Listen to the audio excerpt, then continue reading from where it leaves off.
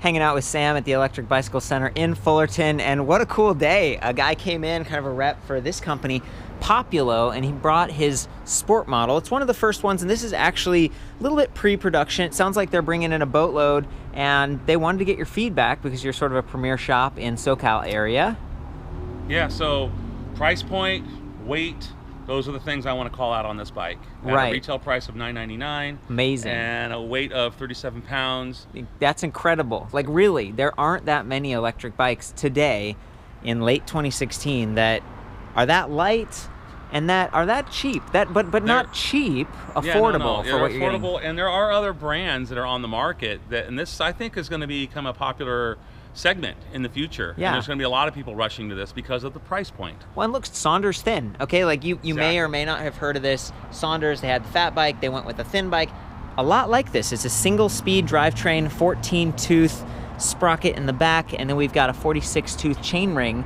So you can't shift gears, and that means starting out can be a little bit tough. You know, you're pushing harder, and then later at higher speed you're kind of spinning fast. It's harder to dial it in, but what you get is that decreased weight and then no derailleur, and the chain's not going to fall off as easily. It's a really sweet setup, and that's part of the whole fixie movement and stuff. And it's geared properly so that when you're topped out at approximately 20 miles an hour with it, that's the right cadence you want to be going, and you're keeping speed with the bike with your pedal stroke. And that's one of the things about electric bikes. You do have assist. This one offers like 8 levels of assist with 3 different sort of modes. There's like eco, normal, and high. We're going to go into that in a minute, but it doesn't have a throttle, at least in its current form. You'll also notice it doesn't have bottle cage bosses. I was asking the guy about that, and he's like, oh, they will have bottle cage bosses. And again, this is just an early build. Comes in this beautiful matte black with sort of a shiny decal that says Populo on the fork and on the frame. All of this is aluminum alloy. The only steel that I could find was actually this chainring up front. And actually stainless steel on these, I guess, these inserts for the horizontal dropout. You can see there's a little torque arm in there on both sides. No quick release on either one, but you know, it's just bolted on. What were you gonna say, Sam?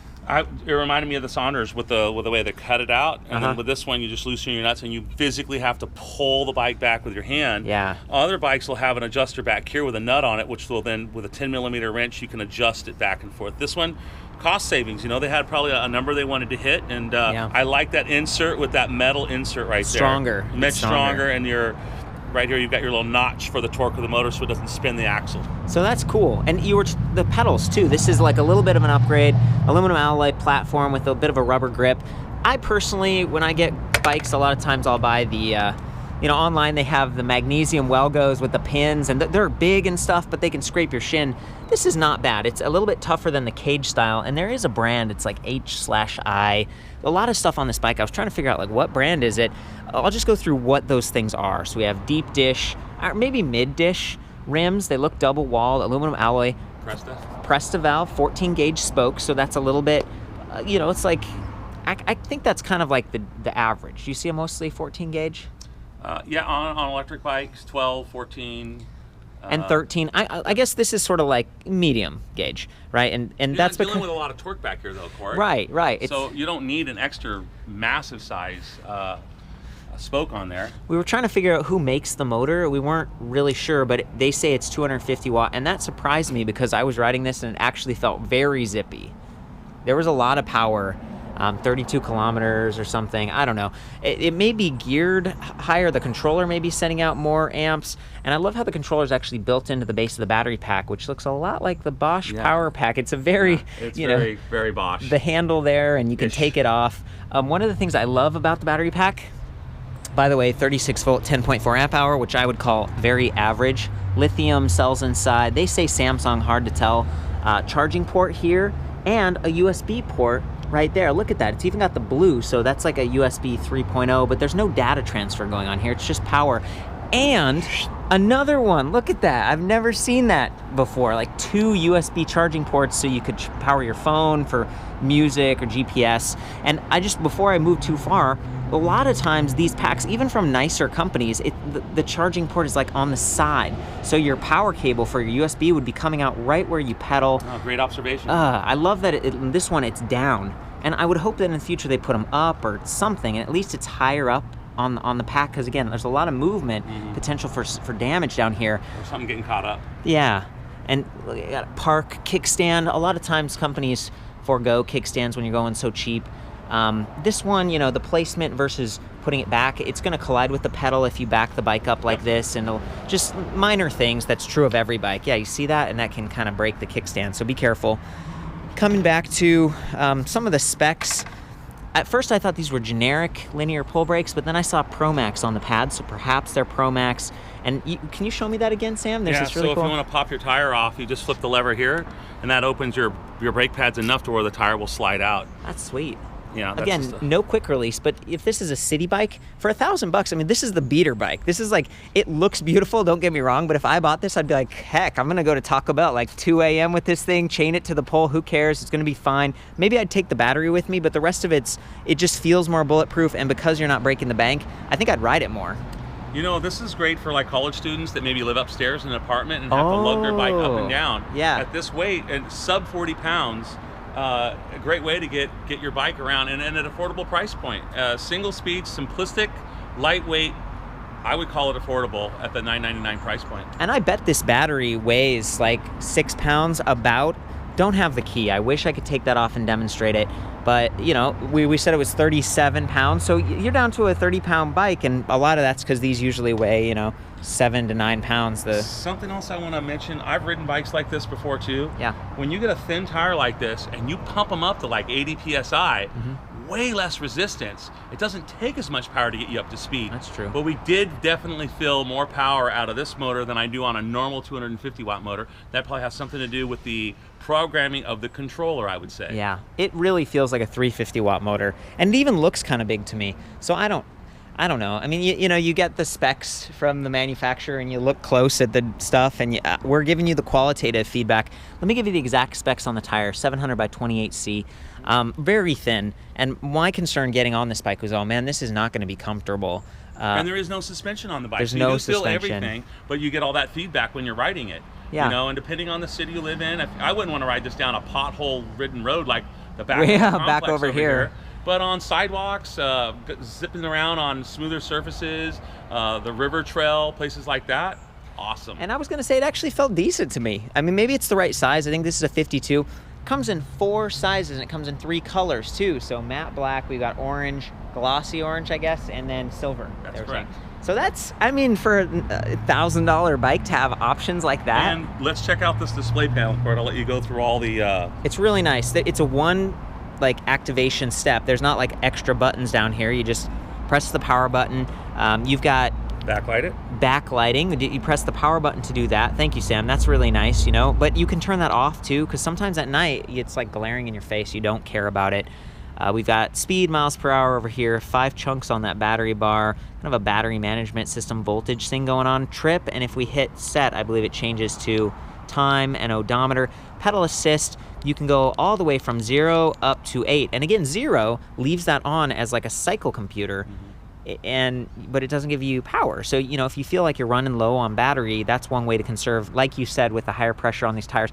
I want to get back to that real quick. I was going from a comfort angle, and you were like, hey, it's efficient. Both true. The trade-off is with such tiny, like thin road bike tires, you need to check the pressure regularly, and you need to keep them higher, because if you take this into a curb or something, you get a snake bite, pinch flat. Yeah. Yeah, and you don't want that. I check them like almost daily. Just kind of squeeze them, like, okay, does that feel pretty good? It's really easy to get a flat, and then you're dealing with all the, it's just a hassle. Low tire pressure affects everything. Performance, range, you name it. On electric bikes, my most critical thing after keeping your battery maintained is keep your tire pressure up. Tire pressure. And again, on this one, no derailleur. There's a lot of simplicity, and so it should be, otherwise, it should be fairly durable. I would like to have seen a quick release on the front here, but again, they're probably trying to keep it at that price point. And theft. Like, that was my point earlier. It's like no one can steal the seat without a tool and stuff. True. The way that a quick release, some drunk guy just takes your seat for fun and throws it in a bush. Had it happen. I'm talking to you, Ted. What the heck? Why? Why did you do it?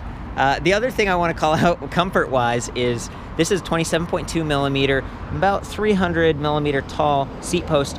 I always call out thud buster, body float. Even Amazon has these cheap suspension posts. That would change the ride completely. It really would. You'd get a lot more comfort. There's a bit of a rise on these bars, but it's an aggressive stem. It's almost like negative degrees. You could flip it. I want to say it's like 2 or 3 degree angle.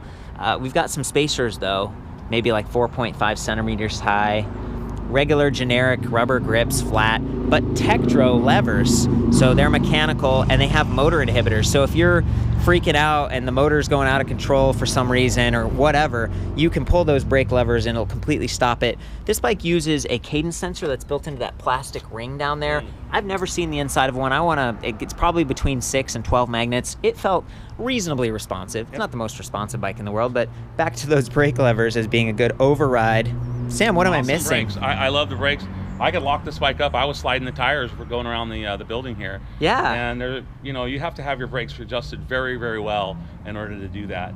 And let's talk about the 3 different levels. Oh, thank you. Here and how to actually change it. So I've already got it into the mode. Let me get it out. I'll just hold this down for about seconds. Back to everything. So I'm going to hold down the set button for about 5 seconds. And you need to keep right. something. Yeah, it left off where we were. Usually it defaults. Hit set again. Yep. Okay, so set, it gets us back to where you can see those different modes, and then you just plus or minus, and it takes you from eco to normal to power. I love riding it in power, and we were getting a lot of extra power from that. Keep in mind with a geared hub motor, they can overheat. The bike is supposed to have auto shut off, and they have a 1 year, I think I actually said maybe 2 years or something. They had a decent warranty, 3 years on the frame. Yep. And they're going through shops like yours. So if someone comes in and they want to customize it a little bit, or what else were you saying about that? Just well, test I'll get rides. back to this in a minute. If you want to extend your range, put it down into economy mode. Yeah. You've got your 8 levels of assist, and let's say I want to ride to the beach and back. That's 50 miles. Ooh, I don't think I could do that with 3610. Yeah. But if I put it in economy mode and I'm just cruising along on like level 3, let's say, I probably could. That's a good point. Whenever I do these reviews, I put it up high. Oh boy. I hope they're okay. They were probably in turbo mode. That's what happened there. Anyway, the thing I like to do is really like take it to the highest end when I do reviews, because I want you to hear the motor. And this one is noticeable. You can hear like, it's going, it's geared, but it freewheels perfectly. And also just aesthetically, again, I've seen these other bikes that are relatively affordable, that are, a really well-balanced center of gravity, thank you. But a lot of the other ones, they have like a canister style battery. This one looks really nice. I like the black. It's a little scratched. I don't know, that might just be because it's a prototype. But just it looks nicer in all black. All the cables blend in. But even if you got the orange or silver, that's an internally routed cable for the brakes. And then a lot of the wires down here for the electronics, they're running them through the frame. This is like a purpose-built electric bike frame, and I'm not used to seeing that at $1,000. This is the dawn of like consumer level e-bikes, it feels like. Yeah. Again, this is very impromptu. The guy just came in and we were like, well, let's check it out. We were both excited, I think. Yeah, let's jump on and give it a test ride. We're gonna give it a test ride. Okay, I'll go around the block once and then I'll chase you. Okay, so I'm gonna power this back on. I'm gonna hold the set button because I wanna take it all the way up to power. Okay, there's your 5 seconds, power. And I hold it, I'm back, I'm done. Ready to go. Taking it all the way up to 8. And you'll hear the motor whine when you take off. I'll hear it. Yeah, okay, here we go. Got the seat all raised. Pedaling. Started.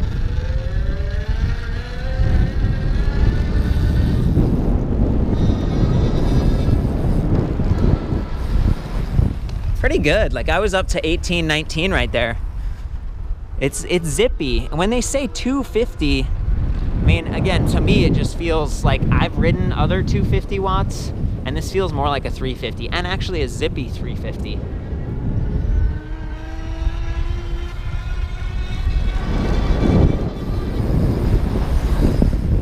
Woo. Oh yeah, coasts really nicely. Just feels tight and stable, like a city/road bike would. Okay, Sam. You ready to do this? Whoa, boy. Big boy time. Let's get on this thing. So this is, again, it's like a 52. It's like one step up from their smallest frame size. Sam, what do you weigh? Like 260? I'm 250. I've been losing a little bit of weight. Hey, congrats, and dude. This bike feels small for me, It looks a little small under you, but... So. Okay, ride safe. Thanks. Oh, hey, before I go Yeah. If I was on a steep hill with this bike, not being able to downshift, I want to get a running start at that hill. I'd hate to have to start out with that single speed, or I'd want to be up as high as I could in my pedal assist, because that first 2 or 3 pedals, you got to get your momentum going before the engine starts to really. That's a really good point. There's no trigger throttle, and that's something we recommended to the guy. Like, maybe you should offer that as an aftermarket accessory. But again, the motor overheating, your weight, the motor's going to perform best if you do get a little bit of a running start, or if you're on a steep hill, if you kind of zigzag to. There you go. Serpentine, right? Yeah. Serpentine. Tacking. You want to go back this way? Yeah, I'm going to circle back around this way. Yeah, I'm going to go down here.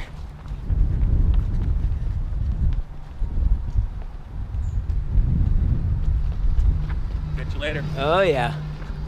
I mean, it zips. It zips. And some of it's the light weight of the bike and the tires. And I don't know if I'd want to ride it like for 50 miles without a brake. Woo! Looking good, buddy. That's awesome. Hey, and you locked it up. You got a little bit of the sliding turn action going on. Yep. I think we've been pretty thorough. Here, bring it out into the sun a little bit. I want to get those glossy, the decals, Populo. It's, for being a cheap bike, it's actually pretty cool. I'm a fan. This was a delight. It's always fun to hang out with you at your shop in Fullerton, Sam. I appreciate the time. For the full specs on this, including like measurements that I took, standover height, and just all the other details, and to leave a comment, maybe you bought one of these or you have another bike that you prefer or whatever, sound off. I'll see you back at ElectricBikeReview.com, and as always, ride safe. Oh, and I like the helmet, because look, it's got lights front and rear. That's one of the things with e-bikes. We were talking about USB. You could run little lights off of this, but if you're locking it up overnight, the helmet, it's up high, it doesn't get blocked. Yeah, the torch headlight's not bright enough for you to see. It's for you to be seen, but the tail light would be great because it's a tail light. Yeah. It's on my head. It's up high. People are going to see it. And these tires, there's no reflective sidewalls. There's not even, you've got like pedal reflectors. They probably mandatory that they come with regular reflectors. Yeah, it doesn't even have it in the rim. So this isn't DOT approved yet, but it will, they'll have it. I don't know if DOT's the right word to use with bicycles. Yeah. Department of Transportation. Bot, perhaps? No, yeah, it's, bot. Maybe it's CE or one of the other things you have to do when bringing in bikes. You have to have the reflectors. It's mandatory. Rad. Front one, rear one, in the wheels and on the pedals. And it's nice that in this case you'd have some extra money to buy some decent stuff. So, whatever. See you next time. Later.